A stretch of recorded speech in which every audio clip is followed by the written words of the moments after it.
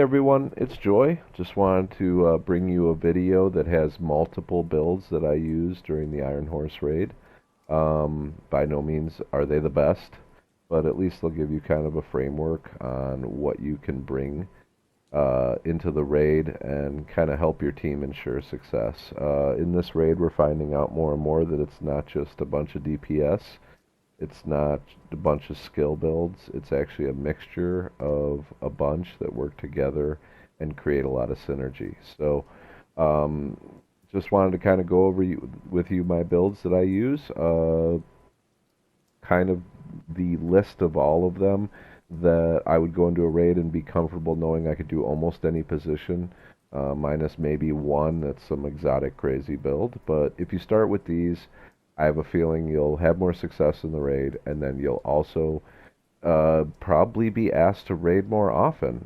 If you show up to a raid with a DPS build and the part of the raid requires something else, you're only one-dimensional, and you want to be three-dimensional or four or five, whatever. So anyway, let's get into it. Won't take you for too long here, but kind of go into the first starter build, which is a DPS build. Everybody should have this at this point. It's pretty simple. Whether you choose to use rifles, ARs, whatever, is up to you. But it's your standard three-piece Providence, one-piece Group O, with your Contractor and your Fox's Prayer. I run Demo because it gives me some fire resistance, but also because I can take an explosion for this raid. Demo is great. Um, and it's also good to keep Morozova off her feet in a pinch. If you notice, I run this with a Reviver Hive, because obviously this is a glass cannon build, but I run it with a turret as well, because you just want to put out as much damage as possible. But this is a glass cannon build. It's only really used for the first boss, which is Gray, just to DPS him down, because that's really the only DPS check in the whole raid. For something a little bit safer, you might want to go with what I call the safe DPS build, which is basically the same build, stacked up on crits all the way to 60% crit hit chance and 200% crit hit damage plus, but with Unbreakable and Vigilance instead of Glass Cannon. Not everyone can play Glass Cannon. A little bit about the guns. I like sustained damage. I'm a big fan of it. MG5 with fast hands. This thing reloads really quickly. You can usually put a lot of rounds on target. And then for a lot of these bosses, it's kind of a sustained damage. A lot of them heal or take a lot of bullets. So, I like to use the Bullet King. A lot of people laugh at me about that, but it doesn't bother me, really. I like to play the Bullet King. I think the gun's good for sustained DPS. And kind of useful for this raid. Next, let's move on to another kind of DPS build we use, or I use at least. This build is really good because I use this because I run the top in the third boss. The third boss, you got a lot of hazard up there, and I want to be able to do damage, but at the same time I want to be able to take the heat, if you will, if I'm close to the boss. So it's got a bunch of hazard protection on it. All the blues you see in there are hazard protection rolls. The rest of it is crits. So it's a mixture of crit and hazard. I run the top, so I run a turret to keep the snipers away. And the Bullet King at the end for the boss. But I run Boomerang because since I'm at the top, I run the 30% headshot scope. I run that because I want to be able to shoot down and hit people and help my team out. For this build, it's kind of exotic a bit. Two-piece Seska, which gives you the crit hit chance and crit hit hazard protection, and then also a Yawl, which gives you hazard protection. But this is the Yawl gear Hollow Man Mask. So basically it gives you that extra 10% health damage. If you notice for that third boss, this is basically where I use this build. For that third boss, he has a lot of health at the end somehow, so I like to use that to take it down. But the rest is all built for crits. And this is pretty simple build. You don't really need it's kind of situational, maybe to help a buddy when they're in the Crucible in room 2. But mainly this is what I use to be at the top. The rest of the group usually has DPS and healers and a tank. We'll get to tanks in a little bit. Um, so that's kind of the DPS side of the raid. The only other way I could go with the DPS is probably this build, which is a regen build, but I've built it around having uh, perfect intimidate and perfect adrenaline rush, so I get that extra damage with that while allowing me to regen. This is a three-piece foundry with one piece Walker Harris and a one piece Golan, which just happens to have those perfect pieces. Um, and one piece, this is the Emperor Guard for extra armor regen. So what I thought when I put the regen build together is you could build a tank, and I have one of those I'll show you, but I wanted one that hits too. So I have this, and I run the AK as the backup kind of gun for this. I like the way it kind of hits hard. The Lady Death works very well with these two talents. You get the extra armor. Getting you the extra armor gets you the extra damage. And the Lady Death kind of allows you to move fast and quick and kind of get away from tough spots. So that's a fun one. I run this with a shield. And I run it with the Boomer spec because it helps me reload quicker. Over time, I do a little bit more damage. Rate of fire goes a little bit higher, and on high rate of fire guns, that's what you want. So I kind of like this. Also, I use it if I have to. Sometimes I run this build if I'm down in the bottom of the third boss and have to take out one of the um, lava flow chambers. I do that with the Boomer spec. That's great for it. So that's just something you want to keep in mind. But to go back to that DPS, that's really the only DPS I use in the raid. The rest are utilitarian type builds. One is your traditional car door build, in other words, the shield build. Um, I run this with Technician to get the extra skill tier to keep my shield up and the health high. I run this with two-piece Skilla for you get the total armor and health, so it just kind of keeps you up longer. One-piece DNH with the headshot damage, 20%. That's nice because you're using a handgun, you're up close. I got the Liberty.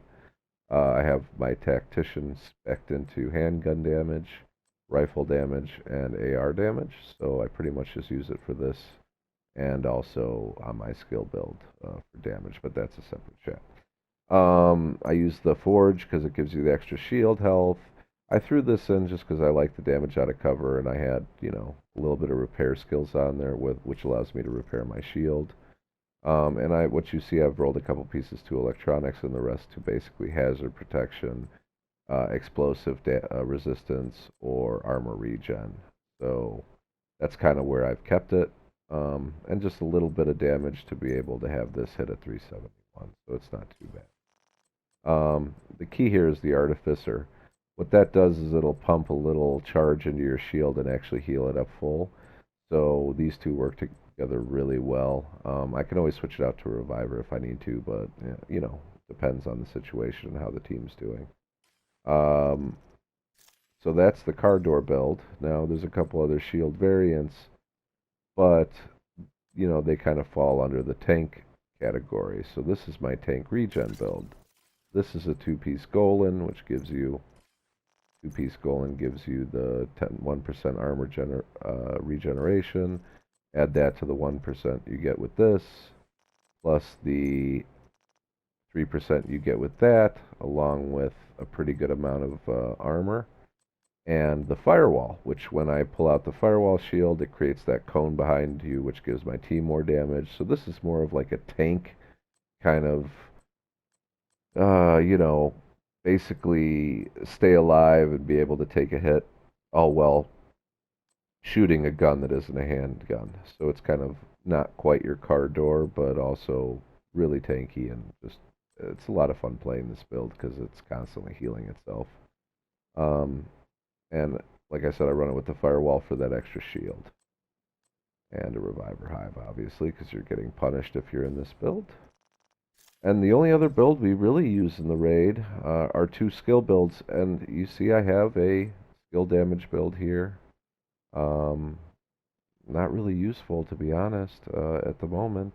But I'm sure people would argue with me about that. But the skill builds we use are basically, as you can see right here, This is a four-piece future with BTSUs, and then this backpack, which I just happened to on a god roll piece, but 20% repair skills, and then all sorts of repair skills on top of that.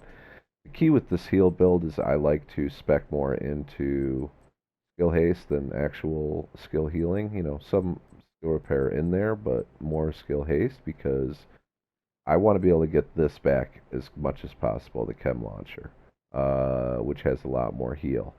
And I can also pop the gloves, so basically the idea is keeping your heals up at all times. So I expect into just enough. I was testing it probably, I think one piece is rolled into skill haste or two, just enough so that I heal up most people in one tick, especially if I have safeguard kicking.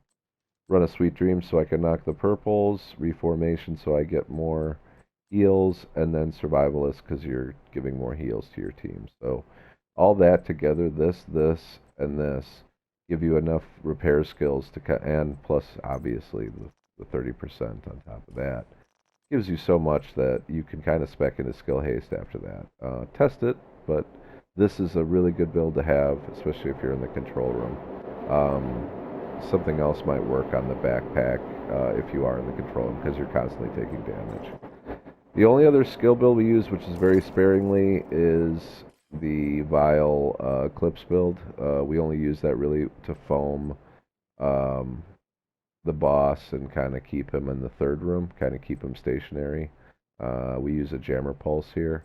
I don't really run this build much in the raid, but this is another skill build we use, only kind of situationally. Really only for the third boss. So if I was to kind of go through the builds I run, I start off with a skill damage build at the beginning so that I can change builds when I get there without having to have a hive. The first boss, I usually use my glass cannon. I just go at him, hammer him out. The second boss, I usually play downstairs with the ads, so I will play my DPS regen build, which allows me to not only go in the crucible room if I have to shoot a rocket or shoot a water tank, but also allows me to kill the ads. And with the shield, still stay up. The next one, you make your way into the third boss, is this hazard DPS build, which I explained. That's what I use at the top. You don't need to use this if you're with the healer downstairs. You can just use a DPS build, but since I'm not most of the time, this is what I'm using in between. And then for the final boss, it's a mixture of this build, like a car door build, or a tank regen build, and then also a healer build, and then a bunch of DPS. So it's good to kind of have these builds around so that you can be successful in the raid and people are going to go, oh damn, we need somebody with this build. Okay, well boom, you got it. None of these are that hard to farm for. I'm not a huge farmer. So you kind of get the idea. You can make a lot of these. A lot of these are pretty simple to farm for if you want to. But the whole reason I wanted to put this video out is so that everybody kind of knows, especially in RDS and outside, if you want to get into a raid, that it's good to have the builds for this raid. It's not just a DPS one. So I know this is a long video, but you can definitely pause it and do what you got to do. I showed you the builds. And, you know, I'm always around if you got a question. So this is Joy with RDS. Happy to make this video for you, and I'm sure as the builds get better and quicker, we'll make another one. But you guys have a good day, and I'll talk to you later.